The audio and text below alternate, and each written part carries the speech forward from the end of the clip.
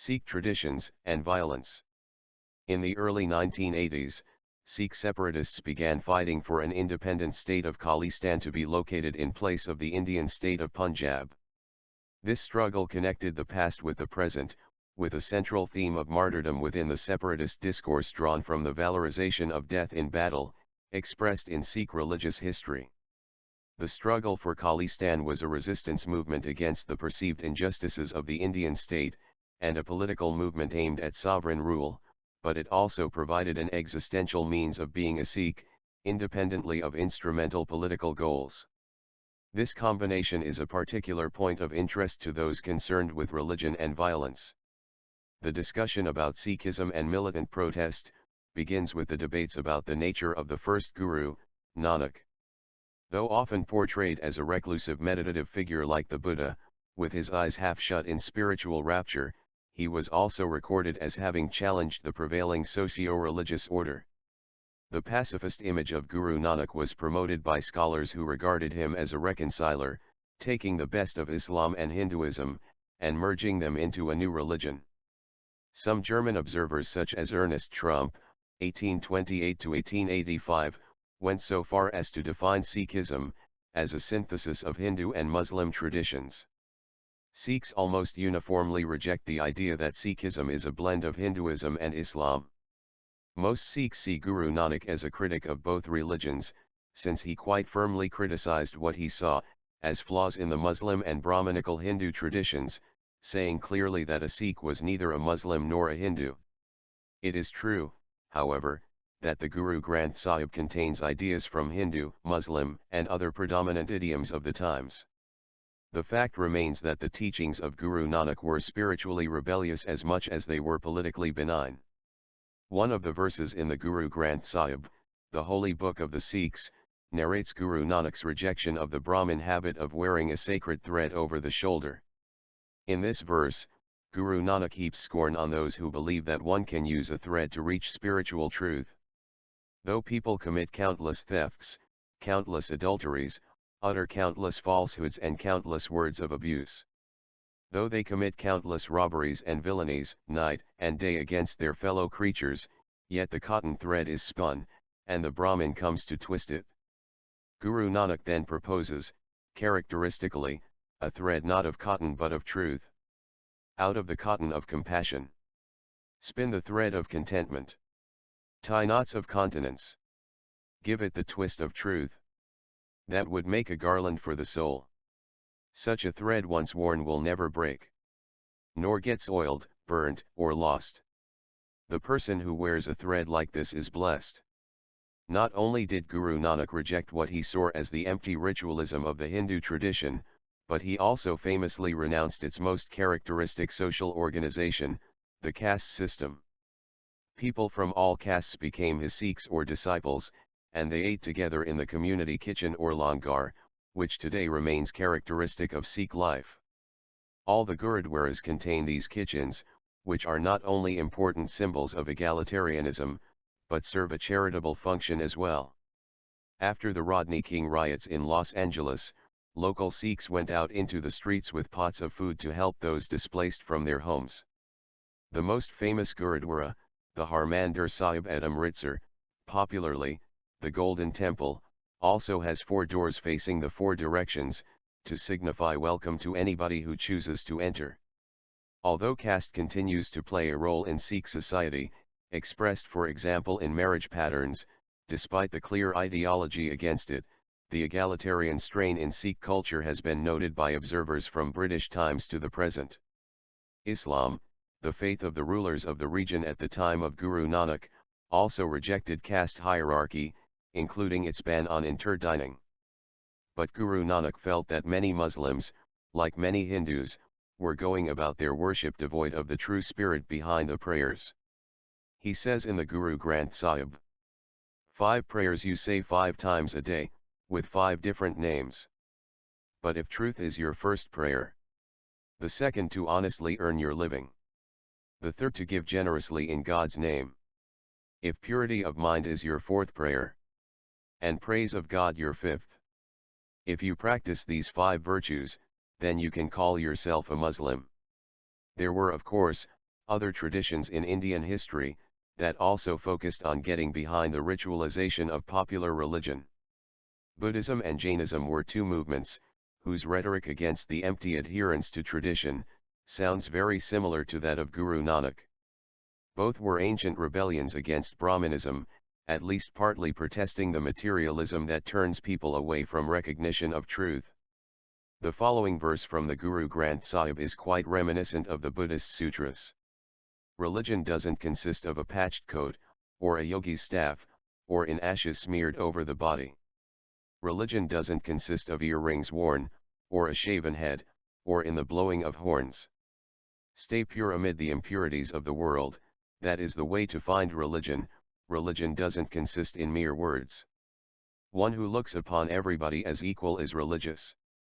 Religion doesn't consist in wandering to tombs or places of cremation, or in sitting in attitudes of contemplation. Religion doesn't consist in traveling to foreign countries, or in bathing at places of pilgrimage. Stay pure amid the impurities of the world, that is the way to find religion. Whereas both Buddhism and Jainism developed traditions of renunciation based on this kind of philosophy, mainstream Sikhism remained firmly committed to pragmatism, to living in the real world. Though a few sects developed that did focus on meditative withdrawal, the Udasis for example, a sect founded by the son of Guru Nanak, the point in mainstream Sikhism was to maintain a state of spiritual bliss, while doing the usual things that humans do, marrying, having children, working, fighting wars. Sikhs are proud to claim that their tradition is one in which practice, the way one lives, is the true test of faith. One is sincere, one is charitable, one is devoted to truth, one is courageous. These are things that make one a Sikh. T.N. Maiden notes, that it is a tradition that is orthoprax rather than orthodox. But it is very hard to live this way without the strength that comes from prayer, and that is why even the most worldly Sikhs, ideally spend hours each day in the recitation of the Guru Granth Sahib, or in listening to Guru Bani, the Guru's songs. Guru Nanak instructed as much when he advised. As the lotus floats in water, but remains unaffected by its waves. As the swan swims in it and is not drenched by water. So by meditating on the word and repeating God's name, you will be able to safely cross the ocean of the world.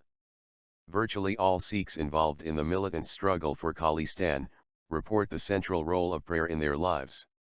In my wanderings among North American Sikhs, I stayed in their own homes, and I was able to see for myself just what this kind of devotion means. Mornings, long before I was awake, household members would be up, bathed, and dressed, sitting in poses of silent meditation, or quietly chanting verses from the Guru Granth Sahib. The time just before dawn, called the ambrosial hours in Sikh tradition, is thought to be especially conducive to communion with the divine. When I would get up, usually long after dawn, Sikh members of the household would already be refreshed and calmed by their prayer session. They would pray again at night, or at any spare moments during the day. One time I was sitting in the car with one Sikh, while waiting for another to make some copies of a document at a commercial Xerox machine. I fumed at the delay, while the Sikh assumed the lotus posture in the back seat and chanted. He emerged from the delay energized, I, irritated. One militant told me that even while he was hiding underground in Punjab, living in fields, and roaming from place to place, he used to go once a week to the Harmandir Sahib at Amritsar, entering in the evening after most of the pilgrims had departed, and staying there through the night, until the worshippers started straggling in again at dawn. A sacred pool of water surrounds the Harmandir Sahib, and he used to sit there and listen to the sound of Guru Bani being recited within. Now, in the rush of his political activities among expatriate European Sikhs, he has to find those moments of quiet within. It sounds crazy, but I have to say that the time I spent in jail was the best time of my life, another Sikh told me. Why? I asked. Because we were able to pray there 16, 18, sometimes 20 hours a day. I will never forget that place where I recited so much Guru Bani. I felt so happy there. The Sikh conception of the divine, translated very inadequately as God, is one that recognizes with awe the incapability of puny humankind to effectively apprehend it. At the taste of sweetness, the mute person can only smile. This sentiment is described in a beautiful verse of the Guru Granth Sahib. Were I to live for millions of years and drink the air for my nourishment, were I to dwell in a cave where I beheld not sun or moon, and could not even dream of sleeping, I should still not be able to express thy worth. How great shall I call thy name? Were I to be felled and cut in pieces, were I to be ground in a mill, were I to be burned in a fire, and blended with its ashes, I still should not be able to express thy worth. How great shall I call thy name? Were I to become a bird and fly to 100 heavens, were I to vanish from human gaze, and neither eat nor drink, I should still not be able to express thy worth. How great shall I call thy name? Had I hundreds of thousands of tons of paper, and a desire to write on it after all the deepest research, were ink never to fail me, and could I move my pen like the wind, I should still not be able to express thy worth. How great shall I call thy name? The mystical impulse in Sikhism is surely part of what leads some observers to class it with Hinduism, while the explicit monotheism of the tradition resembles that of Islam. But the community of disciples gathered around Guru Nanak quickly established an independent identity, over the centuries elaborated into an entire culture, quite different in tone from any other group on the subcontinent. Guru Nanak composed the most important prayer in Sikhism, the Japji, or morning prayer. There is but one God. Eternal truth. Almighty Creator. Unfearful, without hate and enmity, immortal entity. Unborn, self-existent. By His grace, you shall worship the one who was true before creation, the one who was true in the beginning, the one who is true now, the one who shall be true forever. The first phrase of this prayer is especially significant. Guru Nanak put the integer 1, or ek, in front of the sign indicating formlessness, Oankar, to indicate the oneness and amorphousness of the Divine Spirit. The Dabistan, written in 1645 by Mohsin Fani, refers to the compositions of Guru Nanak as replete with praises of God and ethical instruction. The bulk of his poetry is on the greatness and purity of God. All of it was in the language of the Jats, the peasants who belonged to the lowest category of the trading caste of the Punjab. According to Guru Nanak, as quoted in the Dabistan, there are innumerable skies and earths. The Nabis, the Aulia, the Avatars, and the Siddhs, have attained perfection by devotion to God. Whosoever worships Him sincerely, whatever his path, would attain nearness to God. Non-injury to living beings is the means to this goal. The Dabistan continues. Guru Nanak was a storekeeper of Daulat Khan Lodi. The mystical spirit came over him and acquired power over his heart. Thereupon he went to the storehouse, and whatever grain he had in the shop, he gave away, and broke ties with his wife and children. To be brief, Nanak took to severe austerities, and first of all reduced his food. After some time, he contented himself with drinking a little milk. Then, he took only ghee. Then, only water. Finally, he only swallowed air, writes Mohsin Fani. He visited the holy sites of Mecca and Medina, as well as Haridwar and Benares. His followers describe so many of his miracles that this short account cannot find space for them. One will suffice here from the Dabistan. One evening, Nanak was in deep trance inside a fort. Some children were playing around. However much they laid their hands on his body, there was no reaction from him. They tied a bandage around his eyes, and tied his hands together. When Nanak recovered from his trance, he found himself tied up in this manner. He thereupon walked towards one of the houses and cried out, "Is there someone in this house who can untie my eyes and hands?" A handsome woman took him inside the house, untied his hands, and opened the bandage. Necessarily, some of the color of the woman's forehead mark was left on Nanak's forehead. As Nanak came out of the house, the neighbors saw him, and thought he had had intercourse with the woman. As a result, the woman became a butt of scorn among the people, and her husband too began to spurn her. One day, the woman came to Nanak and told him, I, for the sake of God, rendered you service, and now they all suspect me. Nanak said, tomorrow the gate of the fort will be shut, and will not open until touched by your hand. The next day, however much people tried to open the gate, it did not open. The people found themselves in a condition of distress, since it was an elevated place, far from water. Animals too could not be taken out. The residents of the fort went to persons in whose virtue they had faith. But the gate did not open at those persons' prayers as well. At last the people went to Nanak, and asked him, O Holy Master, what is to be done in this matter? He replied, this gate will not open, except by the hand of a woman, who has not done anything inappropriate with a stranger. Every woman in whose virtue and piety they had faith, was taken to the gate, but to no avail. This went on, till every woman who was in the fort, went to the gate, but to no profit. As a result, the people gave up, sitting down in despair.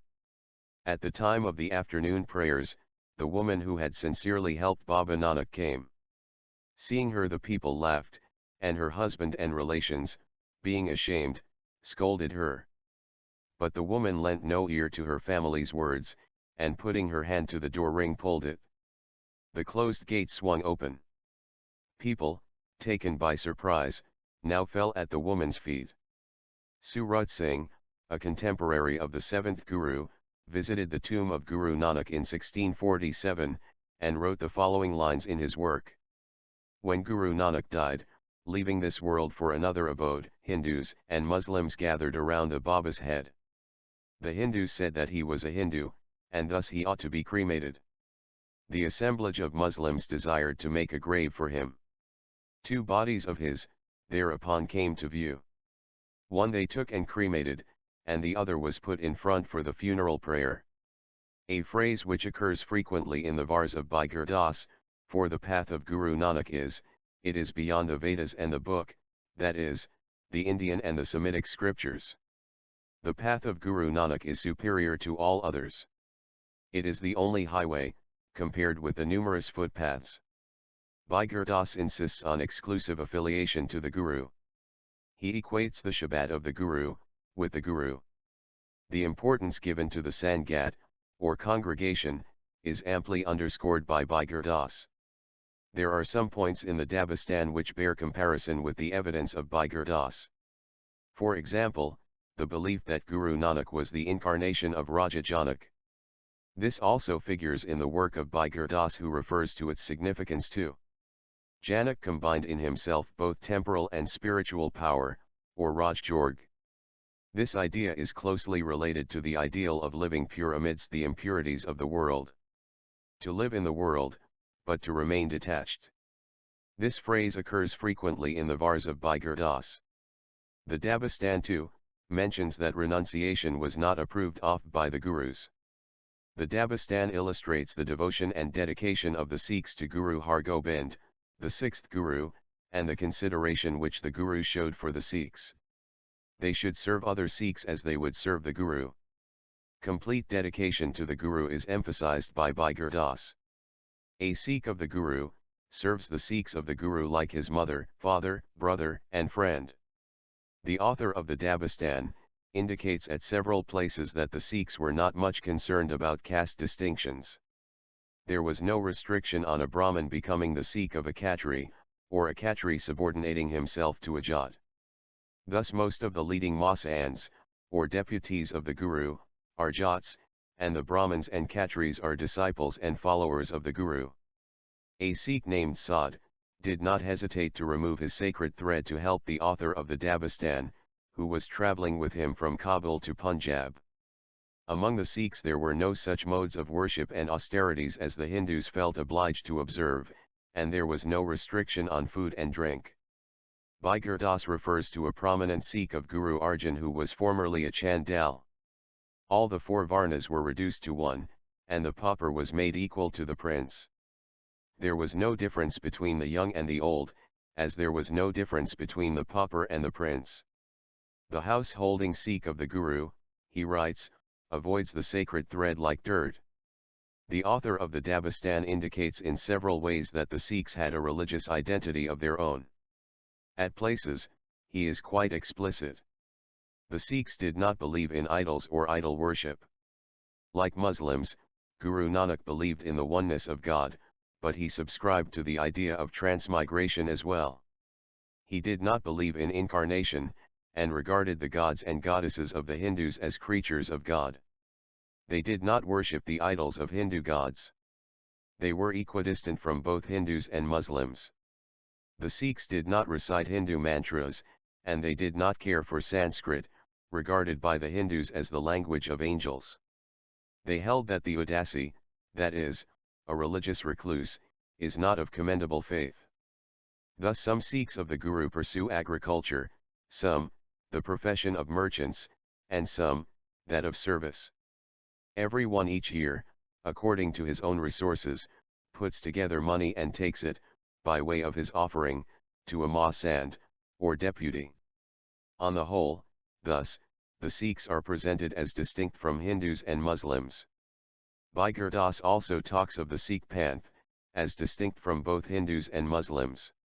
The true Guru is also the true king whose emblems are the Sangat and the Shabad, which are open to both Hindus and Muslims. In comparison, the worldly rulers are false. Mohsin Fani also recorded numerous stories about the lives of Sikhs in his work the Dabistan. Parmanand had become a Sikh, in the time of Guru Arjan or earlier. Parmanand was a man of handsome appearance and heart-captivating eye. Owing to this, women were attracted to him, and he never stopped practicing adulterous acts, until as a result of the increasing effect of leprosy, he had to leave his native place. He encountered a Sikh, and swore to him by the Guru, that he should take him to the Guru. He took him to the Guru's seat of residence. On seeing the Sikh, the Guru read his mind, and called out for Parmanand. When they took him to the Guru, he ordered a Sikh to give his virgin daughter in marriage to him. The Sikh obeyed. After the marriage, the Guru called him and cast his sight of favor upon him. With the grace of the Guru's eyes, his leprosy began to heal. Thereafter the Guru called him his son, and appointed him to the position of a mahsand, or deputy. Similarly, they say, there was a mendicant staying in the house of a Sikh. One day the mendicant said to the Sikh's wife, for the Guru's sake, satisfy my lust. The woman said, I am in someone else's possession. Restrain yourself. The mendicant, out of fear, ceased to come to the Sikh's house. The Sikh asked his wife, why does not the mendicant come inside the house? The woman recounted his solicitation. The Sikh said, why did you reject his solicitation? The woman went out, and pleading with the mendicant brought him home, and had intercourse with him.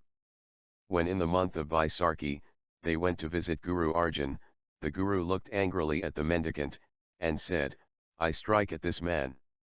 The mendicant was struck with leprosy. As the community of Sikhs grew, and the mantle of the Guru's spiritual authority was passed from one to another, questions about definitions arose. Islamic dynasties were in power during the evolution of the Sikh community, and it was clear by the increasing persecution they faced, that Sikhs were not regarded as Muslims. A Mughal official named Suli Khan, conspired with Guru Arjan's elder brother, Prithi Chand, to evict the Guru from his holy seat, but failed in his evil designs, when he met his own death in an accident. Guru Arjan wrote of the incident in the Guru Granth Sahib. The Lord saved me from Suli Khan. Suli succeeded not in his scheme. Suli died a disgraceful death. The Lord and Master raised his axe and chopped off his head. In an instant, he was reduced to dust. Plotting and planning evil, he was destroyed. The one who created him, gave him a push. The element of sacrifice in Sikh theology, is best expressed in the lives of the Gurus, who understood that one had to totally relinquish one's own egoistic desires, to apprehend truth. Although some were also heralded as great military leaders, they are conceived as self-effacing, gentle, and humble. If you want to play this game of love, said Guru Nanak, come to my path with your head in your palms. The self-sacrifice insisted on by Guru Nanak as prerequisite to spiritual enlightenment, came to be interpreted as including physical martyrdom, not just losing one's head in the symbolic sense, but literally dying for the faith. Sikhs use the Muslim term shaheed to describe their martyrs, also used as a title, as in Shaheed Amrik Singh, the martyred Amrik Singh. But martyrdom in Islam is actually somewhat different from martyrdom in Sikhism. Generally, Sikhs do not conceive of martyrdom as a ticket to paradise, but focus instead on the willingness to give one's head, the readiness at any moment to sacrifice, as key to the grace of the Guru-oriented Sikh. It is not the outcome, but the process, as in the difference in Buddhism between nirvana, as a kind of place, and the nibbana person, walking around in this world in a state of non-attachment. The first of the Sikh gurus who was martyred for the faith was Guru Arjan, the fifth in the line, who is also remembered as the compiler of, and major contributor to the Holy Scriptures. These scriptures also contain the verses of other Hindu and Muslim saints, who came from different caste backgrounds. Guru Arjan's verses in the Guru Granth Sahib make very clear the idea that Sikhism is a third faith, entirely separate from Hinduism and Islam, and are hence critical to current debates about the separateness, or lack of it, of the Sikh community. In one verse he writes, I do not keep the Hindu fast, nor the Muslim Ramadan, I serve him alone who is my refuge. I serve the one Master, who is also Allah. I have broken with the Hindu and the Muslim. I will not worship with the Hindu, nor like the Muslim go to Mecca, I shall serve him and no other. I will not pray to idols nor say the Muslim prayer. I shall put my heart at the feet of the one Supreme Being, for we are neither Hindus nor Muslims. In his memoirs, Emperor Jahangir writes the following about his dislike for the Sikh faith.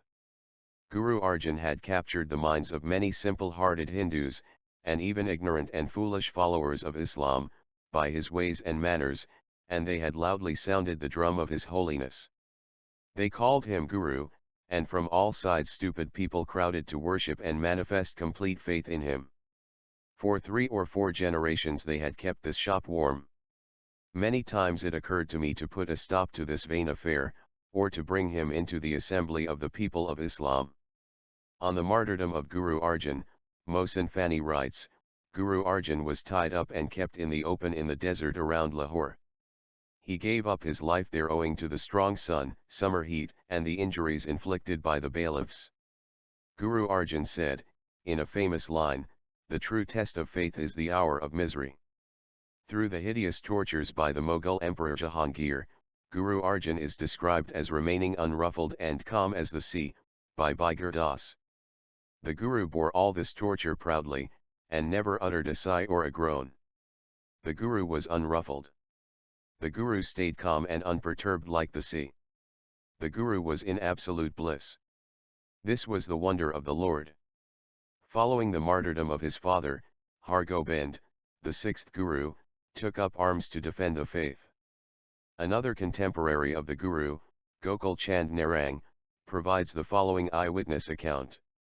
Har Gobind began to devote most of his time to wrestling, riding, tent pegging, and hunting the tigers and the boars. With the change of aims the occupation changed, and with the change in the occupation, came a change in tastes and even diet. The Dabistan provides an accurate account of the battles between Har Gobind and the Mughal Emperor of India. Guru Har Gobind had a battle with the forces of His Majesty, the Emperor Shah Jahan. The Guru's baggage and goods were plundered, and leaving Amritsar, he went to Kartarpur. There too a battle occurred. In this battle, Mir Badara and Pendey Khan, who was the son of Fateh Khan, were slain. Before this event, and after it, many powerful forces were sent to attack him, but with God's aid, he came out safe, although he lost whatever he had possessed. From one Sikh named Saad, I heard that a man in that battle swung his sword towards the Guru. The Guru, turning to him, told the swordsman, one does not wield the sword like this. This is how one strikes. And with that stroke he finished off the foe. One of the Guru's companions asked this writer, what is the reason that the Guru, while giving the stroke, said, "See, this is how one strikes." I replied, it seems to me that the Guru's striking with the sword was only by way of instruction, since an instructor is called Guru. It was not by way of anger, since that would be unworthy. The Guru proceeded to Kiratpur, which is situated in the Punjab hills. That area belonged to Raja Tara Chand. The people of that area worshipped images. On the top of the mountain an image of a goddess, known as Naina Devi, has been set up. Rajas and others from the territories around, going to that place, followed the custom of making a pilgrimage to it. When the Guru settled himself there, a Sikh of his, Beru by name, going to the temple, broke the nose of the goddess. The Rajas got the news of it and complained to the Guru. The Guru summoned Beru. Beru denied it. The Raja's servants said, "We recognize this man." He replied, "O Rajas, ask the goddess. If she takes my name, you can kill me." The Rajas said, "Fool, how can the goddess speak?" Beru broke into laughter, saying, "One now knows who is the fool. When she cannot prohibit anyone from breaking her own head, and cannot identify the person who has attacked her, what good do you expect from her, and why do you worship her?" The Rajas were put to silence. The Guru had 700 horses in his stable. 300 battle-tested horsemen and 60 musketeers were always in his service. Among them a set of persons occupied themselves in trade, service, and work. The Guru was a person, firmly believing in one, and comprehending the unique one. Someone asked him about the reality of the existence of the universe, and condition of being and existence. He replied, "The world is a mere appearance without being, something seen without existence. The only reality in it is the Supreme God, and all these physical bodies and angels are just illusions." There is a man called Deva, a Brahmin of Gobindwal in the Punjab, who calls himself Gyani. One day, he went to the Guru and sat down on a cot, belonging to Guru Didhar, the son of Guru Har Gobind. People said, "Don't sit here." He asked for the reason. They replied, "This is the place of the Guru." Deva said, "Perhaps, the Guru's body is not made of the elements, or I do not have any command over reason. Or what he eats, I do not have the ability to eat." These words were reported to Guru Har Gobind. He called him and said, "O Deva, the whole universe is one existence." He replied, "Yes." The Guru pointed to a donkey and said, "What is that? Do you recognize what it is?" Deva replied, "You are the absolute God. It too is you." The Guru laughed and did not feel hurt.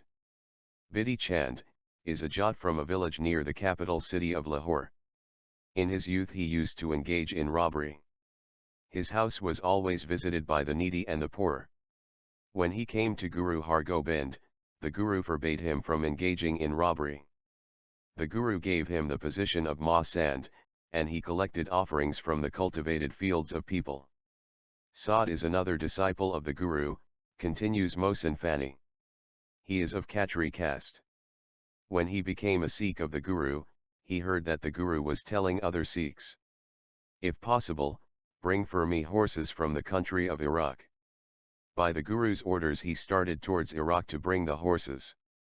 He had a son, who fell ill, while he was passing through his town Balkh.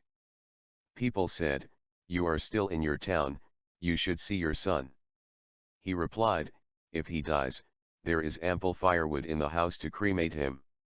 I have started in the Guru's work, and will not come back." So the son passed away and he did not return. By much endeavor he brought 3 Iraqi horses, 25 Turkish horses, and 1 camel besides many other valuable articles. But when he reached Gorband of Kabul province, Khalil Beg, who was an official of Emperor Shah Jahan, seized all 3 of the Iraqi horses. This incident occurred in 1644. Shortly after the death of Guru Har Gobind, Ali Kulai Beg, the son of Khalil Beg, who played a role in seizing the horses, passed away, and Khalil Beg himself lost repute owing to the negligence shown by him in defending the fort of Gorband against the people of Balkh.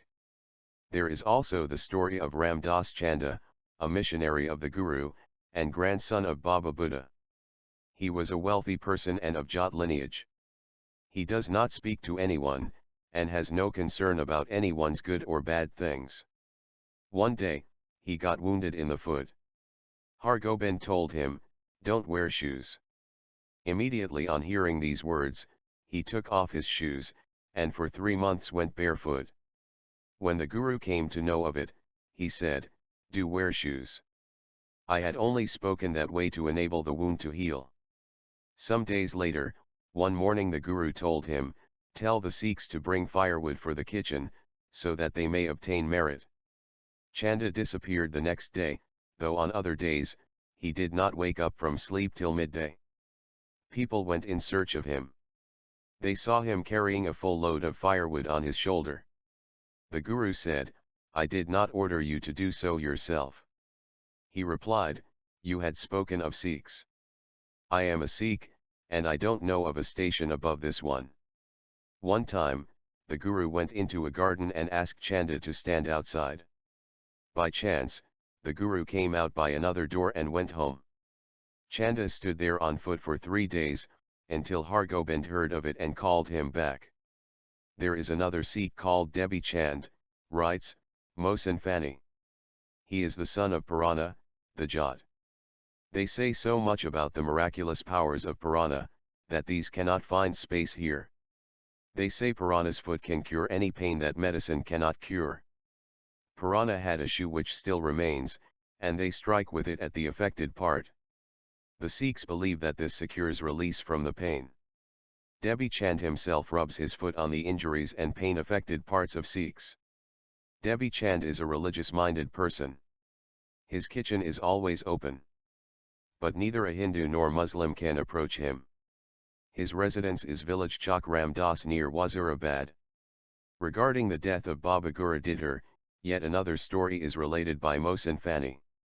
Nakora, who is one of the Sikhs, one day brought his daughter and offered her in marriage to Baba Guru Didhar. The Baba desired that she should first be sent to the ladies' apartment. They did so. There, the mother of Har Rai, the 7th Guru, wanted the girl to be married to some other young man. Babaji came to Guru Har Gobind and complained to him. The Guru replied, "I have called Nakora as one of my sons, so his daughter cannot be married to my son." This silenced Baba Guru Didhar. He had no words to speak. However, Nakora would not agree to take his daughter back. Baba Guru Didhar now did not dare refuse the humble request made by Nakora. The Guru said, "May this tie of wedlock and attainment of desire, be never consummated and facilitated." And during those very days, Babaji was isolated from the body, while wearing his bridegroom's robes. And the daughter of Nakora returned home a virgin. On March 5, 1645, the Guru departed from this world. When his body was put upon firewood and the pyre was lighted, and the flames rose, Rajaram, by name, a Rajput, threw himself into the fire. He walked a few steps through the fire in order to reach the Guru's feet, and put his own head upon the soles of his feet and did not move, till life became extinct. Then a Jat boy, who attended on the Guru's son-in-law, jumped into the fire. Thereafter a number of people thought of jumping into the fire, but Guru Har Rai stopped them. Like his predecessor, Guru Har Rai continued the tradition of maintaining an army. The Persian historian, Sujan Rai, makes a reference to this in his work.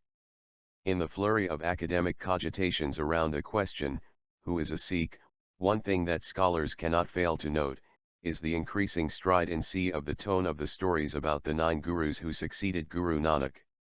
It is common to place the kind, fatherly, gentle visage of Guru Nanak, the first Guru, next to the proud, martial and regal Guru Gobind Singh, the 10th and last, in Sikh homes and in classrooms teaching the development of Sikhism.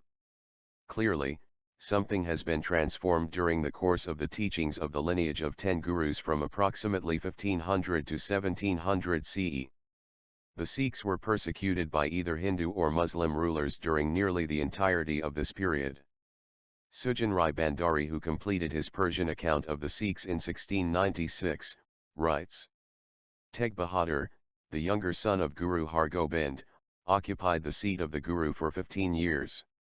In the end he was imprisoned under imperial officers, and in 1674, he was executed at Delhi in accordance with Alamgir orders. Guru Gobind Rai, later Gobind Singh, has been in occupation of the sacred seat for 22 years. Unquote.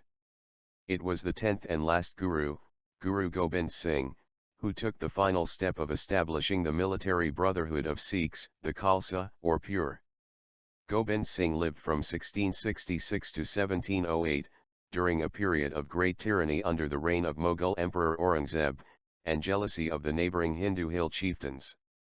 He stated from the first that he was born to save the Sikh faith. The divine Guru has sent me for the religion's sake.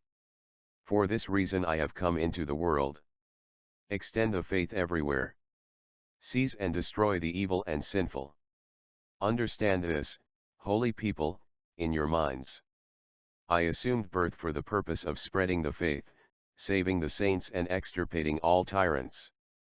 Abdur Rasool, a contemporary of Guru Gobind Singh, gives an account of his journey through Rajasthan, in his Nairang-e-Zamana. Among other things, he describes an armed conflict between the followers of Guru Gobind Singh, and the Rajput garrison of the fort of Chittor. But this was by no means the first incident of its kind.